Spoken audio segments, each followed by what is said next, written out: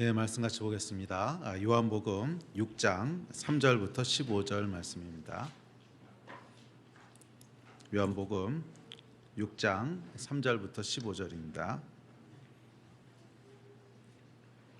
예, 다 찾으셨으면 다 찬 목소리로 3절부터 하겠습니다. 시작. 예수께서 산에 오르사 제자들과 함께 거기 앉으시니 마침 유대인의 명절인 유월절이 가까운지라. 예수께서 눈을 들어 큰 무리가 자기에게로 온 것을 보시고 빌립에게 이르시되 우리가 어디서 떡을 사서 이 사람들을 먹이겠느냐 하시니, 이렇게 말씀하심은 친히 어떻게 하실지를 아시고 빌립을 시험하고자 하심이라. 빌립이 대답하되 각 사람으로 조금씩 받게 할지라도 200데나리온의 떡이 부족하리이다. 제자 중 하나 곧 시몬 베드로의 형제 안드레가 예수께 여짜오되 여기 한 아이가 있어 보리떡 5개와 물고기 2마리를 가지고 있나이다. 그러나 그것이 이 많은 사람에게 얼마나 되겠사옵나이까. 예수께서 이르시되 이 사람들로 앉게 하라 하시니 그곳에 잔디가 많은지라. 사람들이 앉으니 수가 5,000명쯤 되더라. 예수께서 떡을 가져 축사하신 후에 앉아있는 자들에게 나눠주시고 물고기도 그렇게 그들의 원대로 주시니라. 그들이 배부른 후에 예수께서 제자들에게 이르시되 남은 조각을 거두고 버리는 것이 없게 하라 하시므로 이에 거두니 보리떡 5개로 먹고 남은 조각이 12바구니에 찼더라. 그 사람들이 예수께서 행하신 이 표적을 보고 말하되 이는 참으로 세상에 오실 그 선지자라 하더라. 그러므로 예수께서 그들이 와서 자기를 억지로 붙들어 임금으로 삼으려는 줄 아시고 다시 혼자 산으로 떠나가시니라. 아멘. 요한복음 6장 말씀입니다. 여러분들이 잘 아시는 오병이어의 기적 사건을 기록하고 있죠. 제가 인생을 살다 보면 위기를 맞을 때가 있습니다. 꼭 위기까지는 아니라도 하여간 풀어야 되는 어떤 문제들을 맞이하게 될 때가 있죠. 자, 예수와 제자들이 그랬습니다. 갑자기 사람들이 몰려들기 시작했는데 얼마나 많이 몰려들었는지 남자만 5,000명이었고요. 아마 어린 아이와 또 자녀 여자들까지 치면 좋게 수만 명이나 되는 그런 인파가 몰려왔습니다. 그런데 이런 그 상황에서 예수께서 제자인 빌립을 향해서 좀 당황스러운 말씀을 하십니다. 자, 5절입니다. 자, 시작. 예수께서 눈을 들어 큰 무리가 자기에게로 오는 것을 보시고 빌립에게 이르시되 우리가 어디서 떡을 사서 이 사람들을 먹이겠느냐 하시니. 자, 이 사람들을 우리가 먹이자는 거예요. 큰 문제가 발생한 거죠. 이 사람들을 우리가 먹이자는 것입니다. 주여, 도대체 어디서 떡을 구해서 수만 명을 갑자기 먹이겠습니까? 돈도 돈이지만 떡을 어디서 구하겠어요? 그 당시에 오늘날처럼 큰 공장이 있는 것도 아니고 수만 명이나 되는 사람을 갑자기 먹일 방법이 없죠. 위기가 닥쳤습니다. 그래서 오늘은 이 오병이어의 기적을 제자들의 입장에서 문제 앞에서, 위기 앞에서 우리가 무엇을 어떻게 해야 되나 하는 관점을 가지고 오병이어의 기적을 살펴보려고 합니다. 자, 우리 삶 가운데 맞이하는 많은 문제들, 위기라고 할 것까지는 없지만 그래도 약간 해결해야 되는 복잡한 문제들 또는 큰 위기 앞에서 과연 예수의 제자들은, 또 하나님의 백성들은 어떤 마음을 가지고 어떻게 대처해야 되나 하는 것들을 제자들의 관점에서 오병이어를 살펴보면서 저와 여러분 가운데 큰 위로와 또 영적인 원리들을 알게 되는 그런 시간이 되기를 주의 이름으로 축복합니다. 자, 위기가 닥치자 저절로 하게 되는 일이 있습니다. 그게 뭐냐면 머리를 굴리는 겁니다. 빌립이 그랬습니다. 위기가 닥치니까요, 머리가 저절로 굴러갑니다. 이거는 머리를 굴려야지 그래서 굴리는 것이 아니라 항상 문제가 생기고 위기가 닥치면요, 우리는 저절로 그렇게 하게 돼 있습니다. 우리 안에 삶을 살아오면서 만들어진 방어 기제가 있기 때문에 이걸 어떻게 해결하지? 저절로 계산하고 저절로 뭔가 머리를 굴리게 됩니다. 굴리려고 하지 않아도 저절로 머리가 돌아갑니다. 자, 빌립이 그랬습니다. 빠르게 계산을 해봅니다. 빠르게 계산을 해보는데 7절에서 이렇게 얘기합니다. 자, 시작.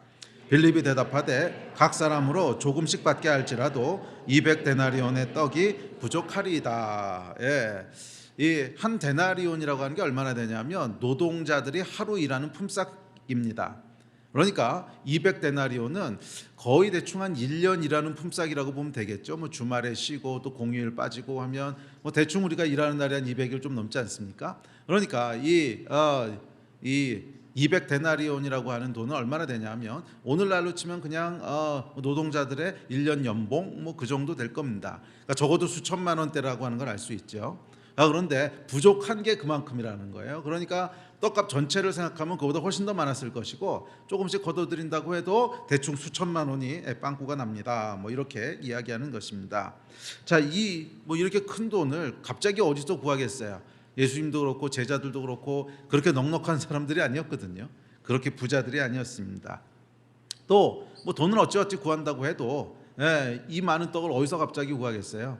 뭐 동네 떡집을 다 털어서 이렇게 뭐 뒤져서 턴다고 하더라도 그 많은 떡을 갑자기 뭐 구할 수 있는 길은 없습니다. 그래서 사실은 이 문제는, 그러니까 제자들이 맞이한 이 문제, 어떻게 보면 위기, 이 문제나 이 위기는 사실은 방법이 없는 위기예요. 사실은 해답이 없는 위기입니다.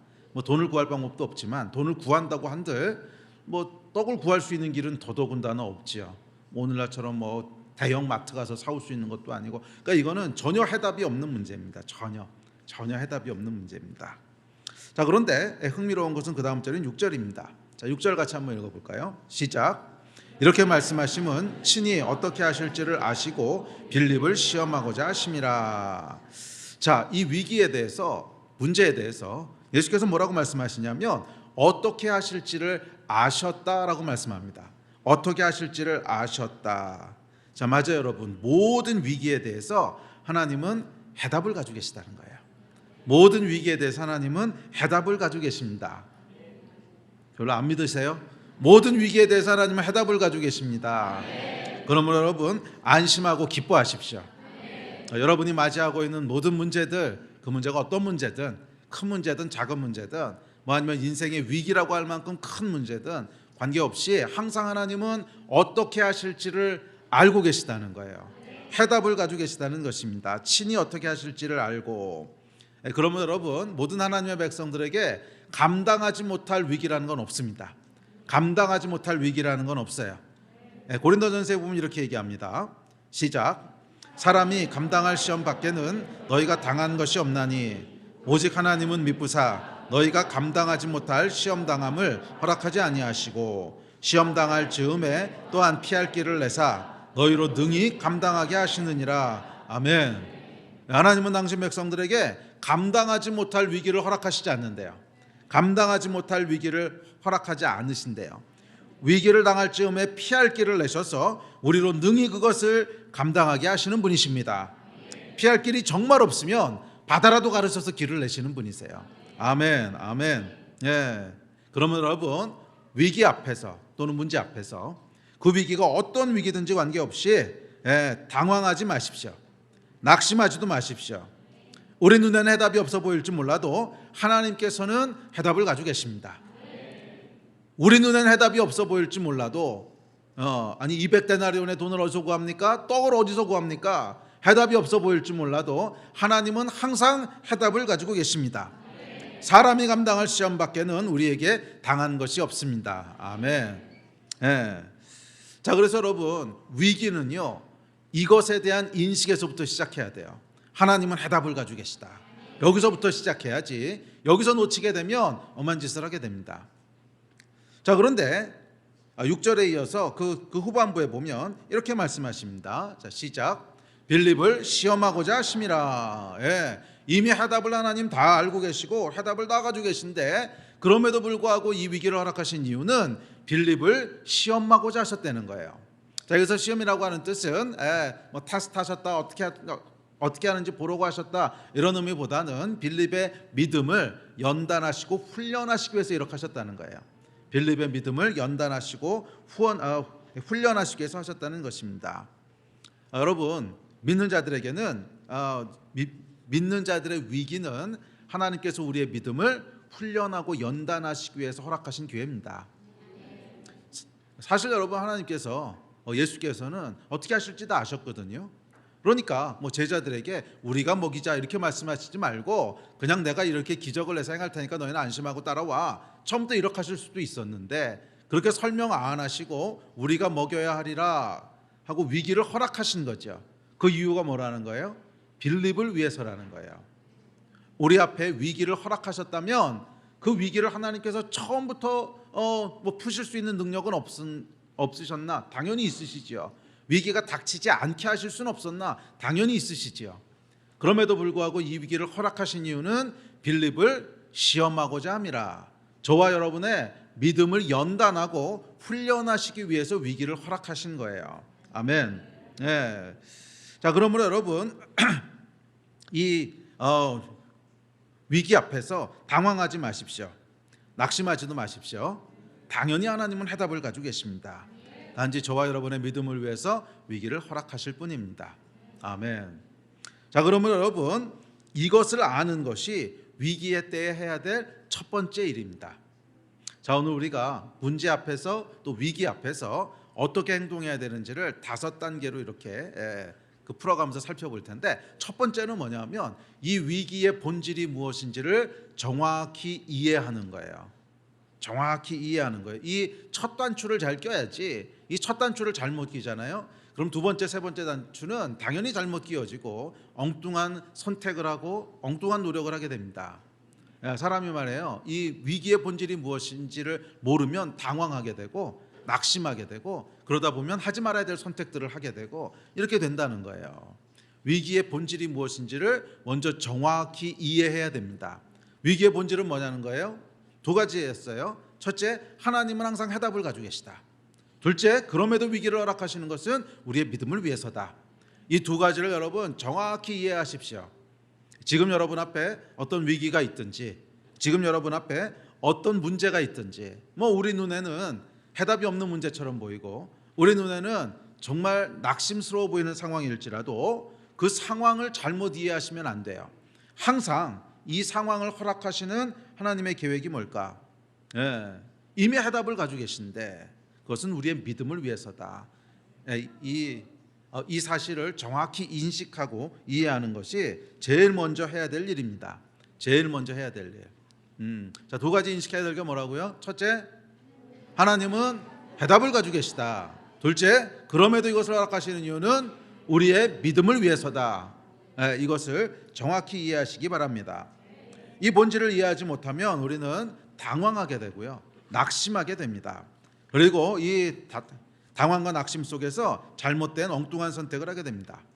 적어도 여러분 빌립이 해야 할 일은 떡값을 계산하는 것이 아니었습니다. 사실 계산해봐야 뭐합니까?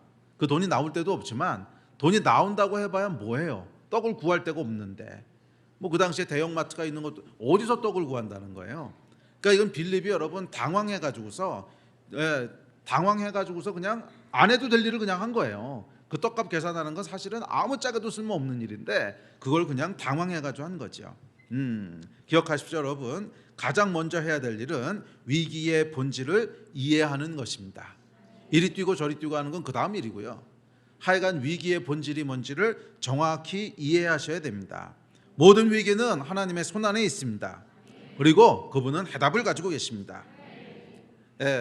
여러분, 하나님의 백성에게 여러분 우연이라는 건 없습니다. 절대 없어요. 우연히 일어나는 일이라는 건 절대 없어요. 모든 것은 하나님의 손 안에 있습니다. 위기의 극복은 이 믿음에서부터 시작되는 거예요. 이 믿음에서부터 시작되는 거예요. 자, 2번째 해야 될 일이 있습니다. 위기의 본질이 뭔지를 정확히 인식했으면 2번째로 해야 될 일입니다. 8절 9절입니다. 자, 시작. 제자 중 하나 곧 시몬 베드로의 형제 안드레가 예수께 여짜오되 여기 한 아이가 있어 보리떡 5개와 물고기 2마리를 가지고 있나이다. 그러나 그것이 이 많은 사람에게 얼마나 되겠사옵나이까. 2번째로 해야 될 일은 뭐냐면 할 수 있는 것을 먼저 하라는 거예요. 할 수 있는 일을 먼저 하라는 거예요. 빌립이 계산하고 있는 동안 안드레가 움직입니다. 사실 이거 했어야 되는 거예요. 빌립처럼 계산하고 있는 게 아니라, 그러니까 빌립이 계산한 이유는 뭐예요? 해답이 없다는 걸 확인하려고 계산한 거예요. 잘 생각해 보세요. 이거 어차피 풀 수 있는 문제 아니라고 하는 것을 알았겠어요? 몰랐겠어요? 당연히 알죠. 이 떡을 어디서 구하겠습니까? 돈이 있다고 한들. 그러니까 빌립은 이 계산을 왜 한 거냐면 이건 해결할 수 있는 문제가 아닙니다 라고 하는 것을 증명하려고 계산을 한 거지, 문제 해결하려고 계산한 거 전혀 아니었죠. 그러니까 쓸데없는 일이었다는 거예요. 그런데 안드레는 뭘 했냐면 문제를 해결할 수 있든지 없든지 그건 두 번째고 일단 할 수 있는 걸 한 거예요. 일단 할 수 있는 걸 한 거예요. 네. 그리고 어디서 구했는지 어린아이의 도시락 하나를 찾아서는 예수께 가지고 옵니다. 그게 오병이어지요. 떡 5조각과 물고기 2마리. 자, 이것이 여러분 위기 앞에서 해야 될 두 번째 일입니다. 할 수 있는 것을 하십시오. 최선을 다해서 하십시오. 그것이 비록 물고기 2마리와 보리떡 5개라고 할지라도 하여간 할 수 있는 것을 하십시오.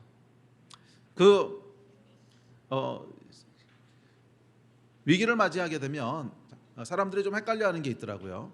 그러니까 예를 들어서 큰 병에 걸렸어요. 큰 병에 걸려서 이제 위기가 오면 이제 그런 거 물어보시는 분들이 있어요. 병원에 가서 치료를 받는 건 믿음 없는 행동이 아닐까요? 믿음으로 우리가 금식하면서 기도해야 되는 거 아닐까요? 사실 여러분 감기 걸렸을 땐 이런 거 안 물어봐요. 그런데 암에 걸렸다든지 치료가 굉장히 어렵다든지 이제 그러면은 항상 그런 걸 이제 스스로에게도 물어보고 또 사람들 앞에서도 이제 자문을 구하고 그렇습니다. 병원 가서 하는 것이 믿음 없는 행동 아닐까요? 지금 우리가 믿음으로 기도해야 되는 거 아닐까요? 항상 그런 의문들을 갖게 되는데 저는 그렇게 얘기하면 항상 병원에 먼저 가서 최선을 다하라고 얘기합니다. 그게 우리가 해야 되는 일이라고 믿습니다. 최선을 다하고 그 다음에 믿음으로 기다리는 거예요. 근데 할 일을 전혀 하지 않고 그냥 하나님이 하실 거야. 이것은 올바른 태도는 아니에요. 그것이 가능한 일이든 아니면 인간적으로 불가능한 일이든 하여간 우리가 할 수 있는 최선을 먼저 다 하십시오. 할 수 있는 일을 다 하십시오. 그래야 그 다음부터 우리가 믿음을 발휘할 수가 있어요. 근데 우리가 해야 될 일을 하지 않잖아요. 그러면 그 다음 단계에 가서도 믿음을 발휘한다고 하면서도 계속 찝찝한 거예요. 그때 내가 이거 했어야 되는 거 아니야? 계속 그런 게 남거든요. 그렇게 되지 않도록. 그리고 오늘 성경에도 보면 안드레처럼 비록 어처구니 없는 일이긴 해요. 그거 해봐야 아무짝에도 도움이 안 돼요. 아니 5천 명이 모여 있는데 도시락 하나 있으나 없으나 똑같은 거지. 그럼에도 불구하고 할 수 있는 최선의 것을 먼저 합니다. 두 번째로 해야 될 일은 할 수 있는 최선의 것을 하시라는 거예요. 큰 위기 앞에 서면 실수하게 되는 것이 있습니다. 이게 작은 위기하고 큰 위기하고요. 사람들이 실수하는 게 좀 달라요. 큰 위기 앞에 서면 오히려 첫 번째 일은 잘해요. 그렇지. 해답은 하나님께서 가지고 계시지. 위기의 본질을 정확히 인식합니다. 왜냐하면 안 그래도 할 수 있는 게 없거든요. 어차피 할 수 있는 게 없기 때문에 큰 위기가 오면 첫 번째 인식은 잘 발동을 해요. 그렇지, 하나님의 답을 가지고 계시지. 하나님이 하셔야지. 이 위기는 하나님이 허락하신 거지. 이것이 이제 첫 번째 단계는 잘 하십니다. 작은 위기는 좀 달라요. 작은 위기는 여러분 그렇지 하나님이 하시지 이 생각보다는 내가 부지런히 뭘 해서 빨리 해결하려고 해요. 그냥 하면 될 것 같거든. 그러니까 하나님 앞에 서서 이것이 하나님께서 무슨 의미를 가지고 이 위기를 허락하시 이런 거 묻기 전에 그냥 내가 먼저 막 하려고 하는 실수들을 합니다. 그러니까 이게 작은 위기 앞에서 저지르는 실수인데 큰 위기는 이 단계는 오히려 잘해요. 그렇지 하나님이 하시는 일이지. 그렇지 하나님이 하셔야지. 하나님이 해답을 가지고 계시지. 이거는 잘해요. 그런데 큰 위기는 두 번째 단계에서 실수합니다. 그러니까 두 번째 단계는 뭐냐면 그래서 아무것도 안 하고 손 놓고 있는 거예요. 아무것도 안 하고 손 놓고 있는 거예요. 어차피 해봐야 안 돼. 5천 명 앞에서 물고기 2마리 보리떡 5개 없는 것하고 차이 없지. 그래서 그냥 손을 놓고 있습니다.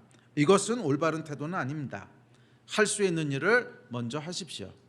할 수 있는 일을 먼저 하십시오. 비록 그것이 물고기 2마리, 보리떡 5개 정말 어처구니 없어 보이는 일일지라도 하여간 하나님 앞에서 할 수 있는 최선의 것을 먼저 하시기를 바랍니다. 그게 두 번째로 하셔야 될 일이에요. 자, 영적인 원리가 있습니다. 영적인 원리는 뭐냐면 하나님의 역사는 곱하기지 더하기가 아니라는 거예요. 하나님은 0에서 역사하지는 않으세요. 적어도 1은 있어야 돼요. 0에서 역사하시는 않아요. 적어도 1은 있어야 돼요. 성경을 보십시오, 여러분. 항상 하나님께서는 우리가 해야 될 뭔가를 요구하세요. 믿음을 요구하시고 또 구약에 보면 재물을 요구하시고 뭔가를 요구하시고 그 위에 하나님이 기름 부으셔서 기적을 일으키시든지 또 하나님께서 길을 내시지 우리에게 아무것도 요구하지 않고 0인데 그 위에 역사하시는 건 없어요. 아무리 작은 것이라도 하나님께 드리는 것이 있어야 돼요. 위기 앞에서는 작은 것이지만 우리 삶에서는 드릴 수 있는 최선의 것. 이거를 우리가 먼저 드려야 돼요. 근데 여러분 생각해 보십시오. 5천 명 앞에서 아이의 도시락 하나 아주 작은 거죠. 그렇지만 그 아이에겐 전부죠. 예, 그러니까 이게 영적인 원리라는 거예요. 그 위기의 사이즈나 위기의 크기로 봤을 때 뭐 이것은 그 앞에 의미 없어 보일 수도 있지만 내가 할 수 있는 것 중에서는 최고의 것, 내가 할 수 있는 최선의 것, 그걸 요구하신다는 거예요. 그걸 요구하신다는 거예요. 자, 그렇지 않고 아무것도 안 하고 그냥 손 놓고 있는 채로 뭐 하나님이 하시겠지, 이건 여러분 믿음이 아닙니다. 믿음은 드릴 수 있는 최선의 것을 먼저 드리는 거예요.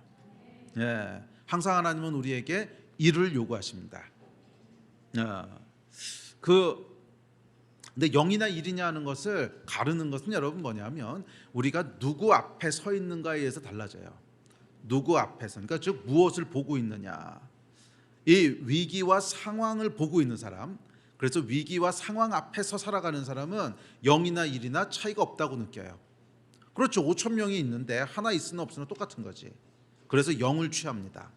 그런데 하나님 앞에서 살아가는 사람, 아무리 위기가 있어도 내 시선이 하나님 앞에 고정돼 있고 하나님 앞에 살아가는 사람은 일을 취해요. 아무리 작은 것이라도 하나님께서 행하실 것을 믿기 때문에 그래요. 그래서 영이냐 일이냐 하는 것은 내가 무엇을 바라보고 있느냐에 따라서 결정이 되고요, 내가 누구 앞에 서 있느냐에 따라 결정되는 거예요. 어떤 사람은 항상 위기 앞에서만 살아가는 사람이 있어요. 항상 위기 앞에 살아가기 때문에 그 시선이 하나님이 아니라 위기를 바라봅니다. 큰 위기가 오면요 그냥 영을 취하게 돼요. 왜? 일이나 영이나 똑같거든. 거기서 일을 한다고 하는 게 의미가 없어 보이거든. 그런데 하나님 앞에서 살아가는 사람은 일이냐 영이냐 하는 것이 그게 중요한 게 아니라 하나님 앞에서 우리 마음의 중심을 어떻게 할 것인가에 포커스하게 됩니다. 그래서 최선의 것을 드리게 돼요. 최선의 것을 먼저 하게 돼요. 주 앞에 살아가신 여러분 되시기를 바랍니다. 하나님 앞에 서 있어야 돼요. 계속 위기 앞에서 살아가는 한 그 위기는 풀리지 않습니다. 자, 어찌됐든지 간에 이 오병이어의 기적은 곱하기지 더하기가 아닙니다. 하나님이 일하시는 방식은 곱하기지 더하기가 아니에요. 영은 아무리 큰 수를 곱해도 그냥 영입니다. 그러나 일은 다릅니다. 일은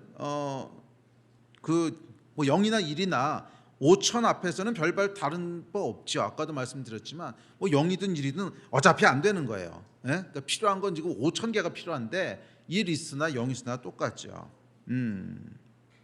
그러나 하나님 앞에서는 다릅니다.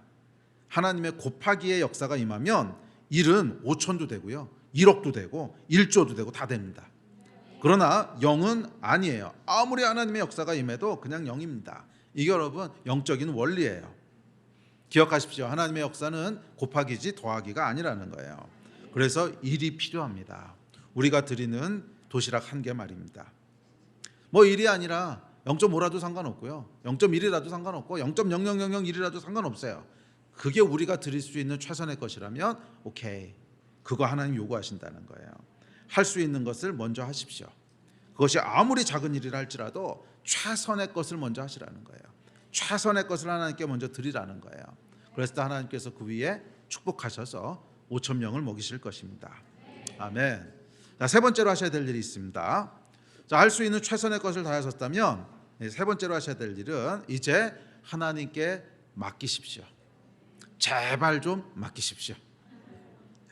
이게 들여놓고는요 그 다음에 또 못 믿어 와가지고서 계속 이래라 저래라 간섭하신단 말이에요. 뭐 하나님은 어떻게 간섭합니까? 아니요, 간섭하세요. 기도할 때도 이렇게 해주십시오, 저렇게 해주십시오. 또 그대로 안 되면 시험 들고 짜증내고 간섭하는 거거든요. 맡기지 않고 계속 간섭하려고 합니다. 아니 여러분, 최선을 다했으면 그 다음엔 하나님께 맡기십시오. 이래라 저래라 간섭하지 마십시오. 제자들이 예수님께 도시락을 드립니다. 그리고는 간섭하지 않습니다. 전혀 간섭했다는 얘기가 없어. 뭐 예를 들어서 예수님 그쪽보다 지금 이쪽 사람들이 배고파 죽게 생겼습니다. 여기 먼저 주십시오. 뭐 그렇게 간섭 안 하고요. 또 도시락 한 개로 뭐 하겠습니까? 그냥 예수님 먼저 드십시오. 그래도 강사라도 배가 불러야 듣는 사람들이 은혜 받지 않겠습니까? 뭐 이러지도 않았고요. 또 그 위에 축사하시는데 아이고 지금 기도가 뭔 말입니까? 빨리 뭐라도 하셔야죠. 뭐 재촉하지도 않았어요. 그러면 온전히 맡겼어요. 내가 드릴 수 있는 것 다 드렸고 그 다음에는 하나님이 하실 일이지. 맡겼다는 거예요. 이것이 우리가 배우는 위기 또는 문제 앞에서 해야 될 세 번째 단계입니다. 하나님께 맡겼으면 온전히 맡기십시오. 내가 해야 될 파트는 다 했다. 이제 하나님이 일하십시오. 온전히 맡기는 것, 그게 믿음입니다. 그런데 보통 실수하는 것을 보면 이걸 반대로 하세요. 할 수 있는 일을 하지 않고 그리고 하나님한테 맡기진 않고 감나하라 배나하라 계속 그러는 거죠. 이게 거꾸로 하시는 거예요. 아니 여러분, 할 수 있는 걸 먼저 하시고요. 최선의 것을 믿음으로 하시고 그리고 나서는 온전히 하나님께 의탁하십시오. 그 다음은 하나님이 하실 일이지 저와 여러분이 간섭할 일이 아닙니다. 아멘. 자, 네 번째로 하셔야 될 일이 있습니다. 네 번째 단계는 드리고 맡겼으면 이제 하나님의 음성에 귀를 기울이십시오. 하나님의 음성에 귀를 기울이십시오. 무엇이라고 말씀하시는지. 자, 10절에 보면 예수께서 제자들에게 이렇게 말씀하십니다. 시작. 예수께서 이르시되 이 사람들로 앉게 하라 하시니 그곳에 잔디가 많은지라 사람들이 앉으니 수가 5,000명쯤 되더라. 자, 예수께서 이르시되 말씀하시는 거죠. 자, 위기 앞에서 해야 될 다음 단계는 하나님의 음성에 귀를 기울이는 거예요. 뭐라고 말씀하시는지. 분주하게 움직이기보다는 조용히 하나님 앞에 나가서 그분의 음성에 귀를 기울이십시오. 말씀하시는 것이 있을 것입니다. 이 위기에 대해서, 우리의 믿음에 대해서 또는 이 상황에 대해서 말씀하시는 게 있을 거예요. 귀를 기울이십시오. 위기를 통해서 하나님께서 우리 안에 훈련시키시고 연단시키시기 원하는 내용 중 하나는 저는 바로 이거라고 생각합니다. 하나님의 음성에 귀를 기울이게 하는 훈련. 사실 위기가 오기 전까지 우리 삶은 너무 분주합니다. 너무 바빠요. 이렇게 좀 조용히 앉아서 하나님의 음성에 귀를 기울일 시간도 여유도 잘 없습니다. 그렇지 않으세요? 그 매일 아침 끼니 하는 것도 너무 바빠가지고 화장실에서 급하게 때우고 나가고 뭐 이러지 않으세요? 웃는 분들은 해본 경험이 있으신 거예요. 그래도 안 하는 것보단 낫긴 한데, 하여간 바쁘죠. 저도 마찬가지입니다. 제가 목사긴 하지만 그래도 목사도 정말 바빠요. 사람들은 목사가 일주일 내내 뭐 하고 사는지 궁금해하시더라고요. 그 전에 어디 네이버 지식 검색 같은 거 보니까 누가 진짜 물어봤어요. 목사들은 일주일에 한 번 설교하고 나머지 날은 노나요? 이러고 물어보더라고요. 좀 어이가 없기도 하고. 그렇죠. 일주일에 한 번 짠하고 나타나서 설교하고 주중에는 그냥 편하게 놀다가 또 주일날 짠 나타난다고. 여러분, 목사가요, 이 사실 잡일도 굉장히 많고요, 할 일이 정말 많습니다. 이게 사실 죄송하지만 3D 집중인데 정말 일이 많아요.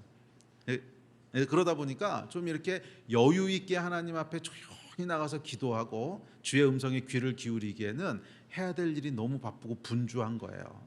조용히 하나님 앞에 머문다고 하셔도 아이고 이거 해야 되는데, 또 조용히 하나님 앞에 물어본다고 해도 아이고 이거 안 하면 안 되는데, 계속 우리 쫓기는 거죠. 삶이 분주하고 바쁩니다. 여러분 그렇지 않으세요? 보다 비슷하실 거예요. 삶이 그렇죠. 자, 그런데 위기가 닥쳐요. 직장에서 해고가 된다든지 또는 병원에 입원한다든지, 그러면 비로소 시간이 생기고요, 비로소 여유가 생깁니다. 그래서 저는 이것이 위기를 허락하시는 이유 중 하나라고 생각을 해요. 비로소 하나님 앞에 나아가서 조용히 귀를 기울일 여유도 생기고 시간도 생겨요. 자, 더욱이 위기 앞에서 무엇을 해야 될지를 모릅니다. 위기가 오기 전까지는 다음에 무엇을 해야 될지가 명확합니다. 적어도 명확히 안다고 생각합니다. 그렇죠? 여러분도 아마 무엇을 해야 될지에 대한 계획들을 다 안다고 생각하실 거예요. 예배 끝나고 나서 뭐 할지 아마 생각들 다 있으실 것이고, 내일은 뭐 할지 이미 계획 다 있으실 것이고, 다음 주까지 뭐 해야 되고, 열흘 뒤에는 뭐 해야 되고, 좀 더 길게는 올해는 뭐 해야 되고, 더 길게 생각하는 사람은 10년 뒤엔 뭐 해야 되고, 하여간 생각들을 다 가지고 계실 거예요. 뭐냐 하면 내가 뭘 해야 될지를 안다고 생각하는 거예요. 해야 할 일을. 그런데 위기가 닥치면 어떻게 됩니까? 모든 게 다 무너집니다. 모든 게 다 무너집니다. 아침에 일어나도 갈 데가 없어요. 내년은 고사하고 지금 당장 뭘 해야 될지도 모릅니다. 무엇을 해야 할지, 할 수 있는 일이 무엇인지 전혀 몰라요. 그리고 이것이 하나님께서 우리 삶 가운데 위기를 허락하시는 이유 중에 하나입니다. 그래서 어떻게 한다는 거예요? 하나님 앞에 나가는 거예요. 뭘 해야 될지 모르겠으니까. 뭘 해야 될지 모르겠으니까 하나님 앞에 나갑니다. 듣기 위해서 나갑니다. 주님, 뭘 해야 됩니까? 예? 무엇을 할 수 있습니까? 듣기 위해서 하나님 앞에 나가는 거예요. 언제? 위기가 닥칠 때. 그래서 이게 하나님께서 우리 삶 가운데 위기를 허락하시는, 빌립을 시험하고자 하심이라. 우리의 믿음을 연단하시기 위해서 위기를 허락하시는 것, 이유 중에 하나라고 믿습니다. 제 인생도 돌아보면 위기의 때에 대해서 감사하게 되는 것은 이 위기를 통해서 하나님께 귀 기울이는 법을 배우게 된 거예요. 위기를 통해서 기도를 배웠고, 위기를 통해서 주의 음성에 귀 기울이는 법을 배우게 됐습니다. 위기를 통해서 안다고 생각했던 교만이 무너졌고요. 위기를 통해서 하나님 의지하는 것 외에는 길이 없다고 하는 것도 배웠습니다. 예, 이게 여러분 제 삶에서 위기를 허락하신 거기에 감사한 이유들이더라고요. 제가 그 전에도 한번 간증을 했었는데, 유학생으로 있을 때 이 건강이 크게 안 좋았던 적이 한 번 있었어요. 그 몸이 너무 피곤하고 너무 힘이 없고 이제 그래서 병원에 갔습니다. 그 유학생으로 있을 때는 여러분 웬만하면 병원을 안 갑니다. 웬만하면 병원을 안 가요. 왜냐면 병원비도 너무 비싸고, 또 미국에서 병원이라고 하는 게 해주는 것도 없고, 가장 중요한 거 영어가 잘 안 통하고 그러다 보니까 병원 가봐야 없어요. 그래서 저도 유학생으로 있을 때 병원 같은 거는 거의 이때 포함해서 한두 번밖에 없었던 것 같은데, 하여간 병원에 갔어요. 그랬더니 의사가 이렇게 검사하고 진단을 하더니 간 수치가 너무 높다는 거예요. 간 수치가 너무 높은데 당신 간은 한 10년 정도 지나면 죽을 거라고, 간이 더 이상 움직이지 않을 거라고, 청천벽력 같은 얘기를 하는 거예요. 그래서 내가 잘못 알아들었나. 근데 그때가 이제 한 5년 6년 차 될 때여서 영어는 그럭저럭 될 때거든요. 그래서 다시 물어봤어요. 아니 그러면 간이 죽으면 사람은 삽니까? 그래서 간이 죽으면 사람은 삽니까? 그래서 그러면 죽는다는 얘기입니까? 그랬더니 그렇다는 거예요. 집에 돌아왔는데 아무 생각이 안 나요. 그때부터는 아무 생각도 안 나고 모든 계획이 전부 무너지는 거죠. 그렇죠. 그 전까지는 내일 해야 될 일이 있었고, 요번 주 내에 끝내야 될 일이 있었고, 근데 그게 아무 의미가 없어지더라고요. 아무 의미가 없어지고, 오늘 해야 될 일을 하고 일주일 뒤에 뭐 하고, 이게 아무 의미가 없어져요. 그냥 삶이 다 무너지는 거죠. 무너지면서 비로소 어떻게 됐냐면 기도가 달라지더라고요. 기도가 달라져요. 주님 앞에 나가서 깊게 기도하게 됩니다. 깊게 기도하면서 이 위기에 대해서 무엇이라고 말씀하시는지 깊게 기도하게 돼요. 위기를 통해서 하나님이 기도하는 법을 가르치신 거죠.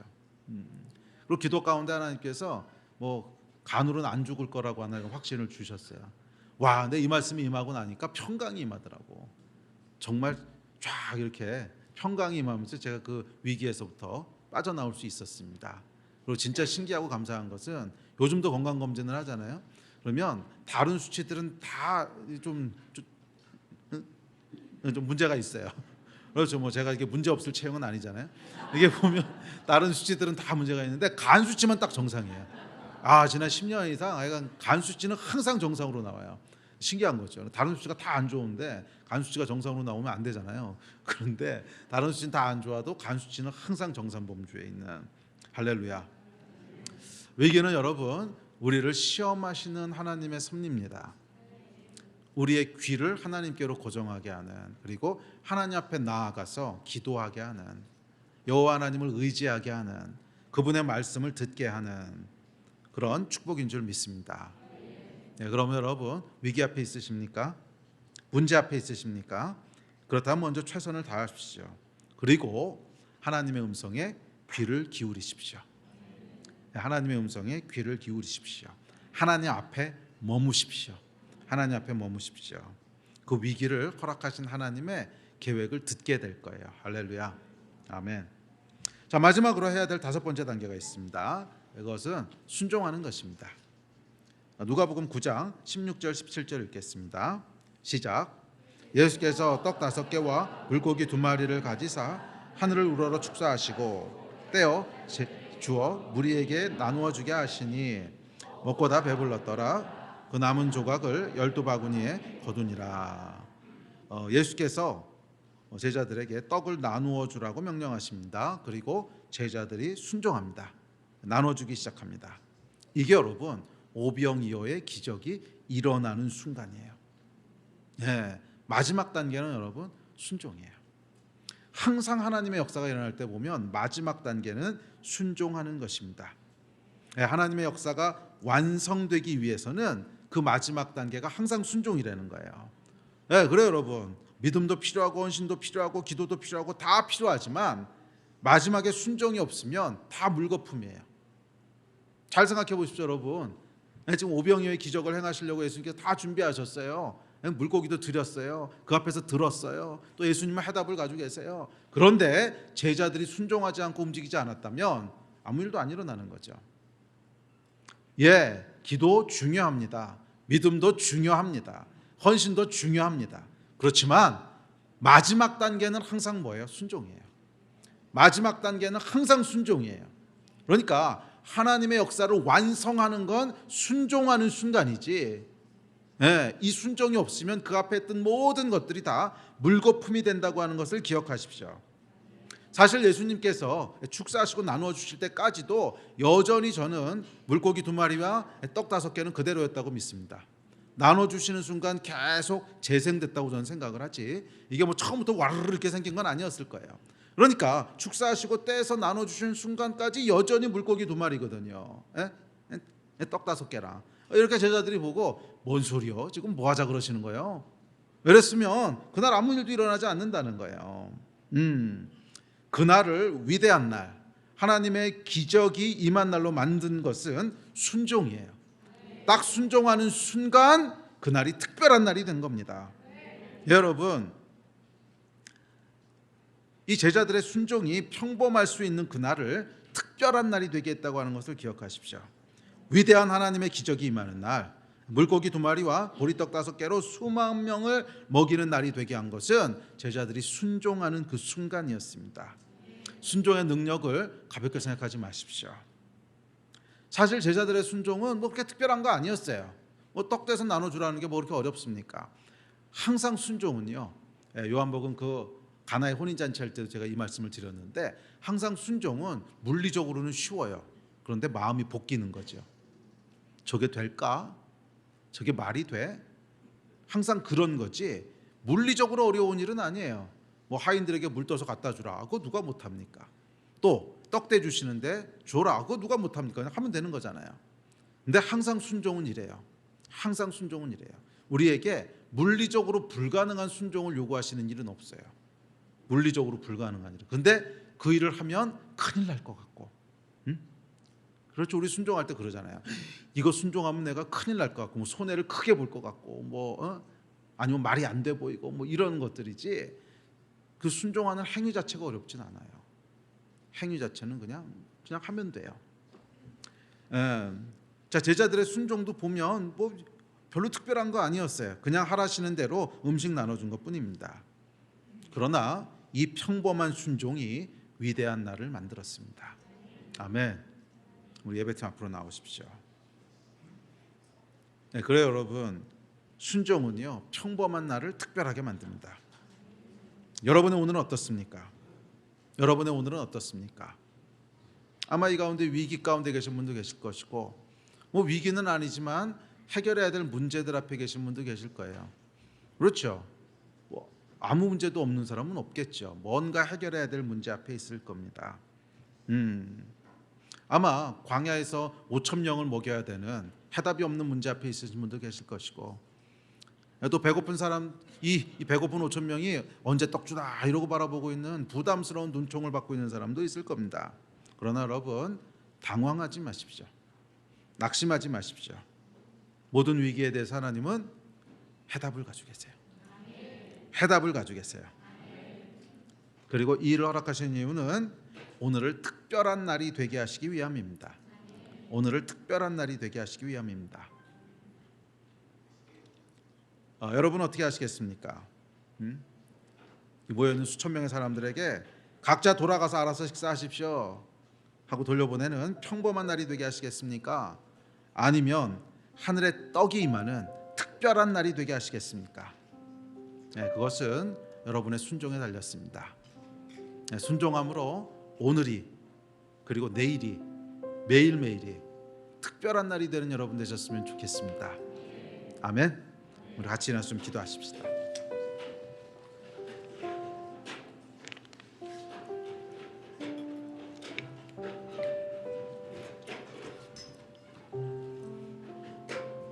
예, 오늘 말씀 기억하시면서 좀 합심해서 기도했으면 좋겠는데, 아마 여러분 각 사람이 어떤 위치에 있는가 조금씩 다르실 거예요. 예, 어떤 분은 이미 뭘 해야 될지를 알고 있지만 순종의 이슈를 가지고 씨름하는 분도 계실 것이고, 또 어떤 분들은 지금 막 위기를 맞으시면서 당황하고 계신 분도 계실 것이고, 이게 뭐지? 또 어떤 분들은 지금 잠잠히 하나님 앞에 나가서 무언가를 기다려야 되는 분도 계실 거예요. 우리 함께 좀 기도할 때 하여간 위기는 하나님의 손 안에 있습니다. 하여간 하나님 앞에 나가셔야 됩니다. 하여간 해답은 하나님의 손 안에 있습니다. 좀 기도하실 때 우리 각자의 위기, 각자의 상황을 가지고 하나님 앞에 나아가셔서, 하나님, 제가 위기를 바라보는 사람이 아니라 하나님을 바라보는 사람이 되기를 원합니다. 제가 위기에 휘둘리는 사람이 아니라 하나님에서 움직이는 사람이 되기를 원합니다. 주님 말씀하십시오. 저희가 순종하기 원합니다. 하나님 이 마음 가지고 주여 한번 크게 부르시고 다 같이 합심해서 기도하시겠습니다. 기도하십시다. 주여.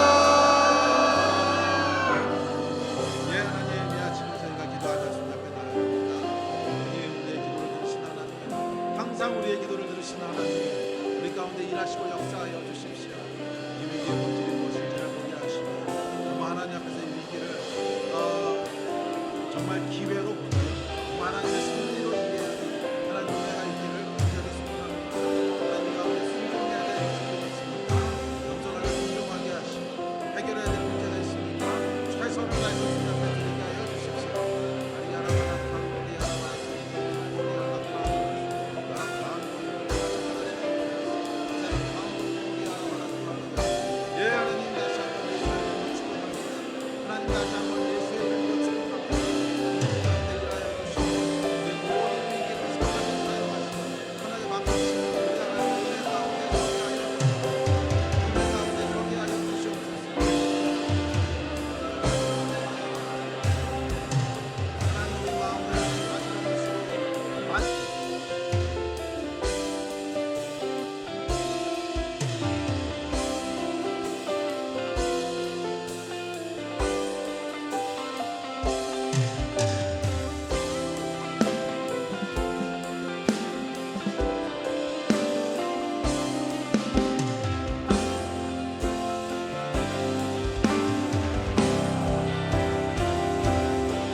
주님 말씀하시면 내가 나아가리다.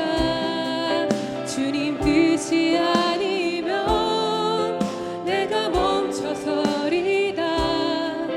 나의 가고 서는 것 주님 뜻에 있으니, 오 주님 나를 이끄소서.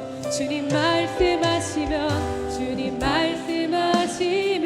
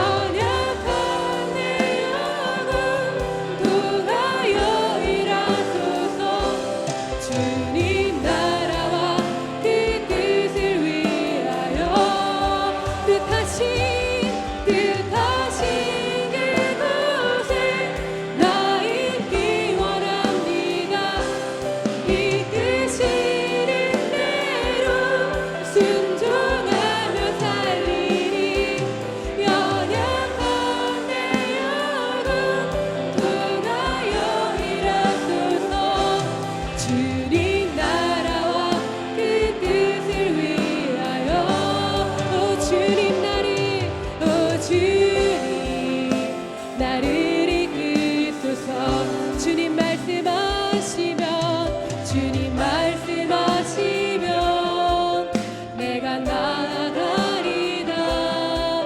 주님 뜻이 아니면 내가 멈춰서리다. 나의 가고 서는 것 주님 뜻에 있으리. 오 주님 나를 이끄소서. 나의 가고 서는 것 나의 가고 서는 것 주님 뜻에 있으리. 오 주님 나를 이끄 나의 가고 서는 것 나의 가고 서는 것 주님 뜻에 있으리. 오 주님 나를 이끄소서. 뜻하신 그곳에 나 있기 원합니다. 이끄시는 대로 순종하며 살리리. 연약한 내 영혼 통하여 일하소서. 주님 나라와 그 뜻을 위해 뜻하신 그곳에 나 있기 원합니다. 이끄시는 대로 순종하며 살리리. 연약한 내 영혼 통하여 일하소서. 주님 나라와 그 뜻을 위하여 오 주님 나를 이끄소서.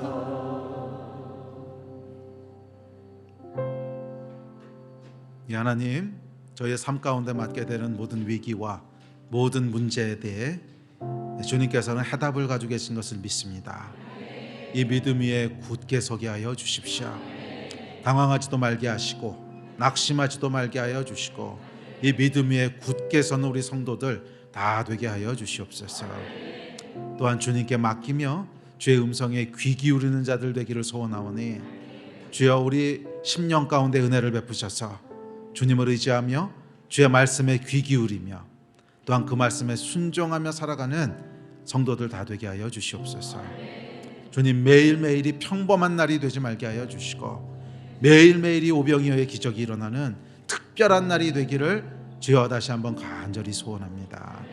우리 믿음 위에 축복하여 주시옵소서. 감사합니다. 주 예수 그리스도 이름으로 기도했습니다. 아멘.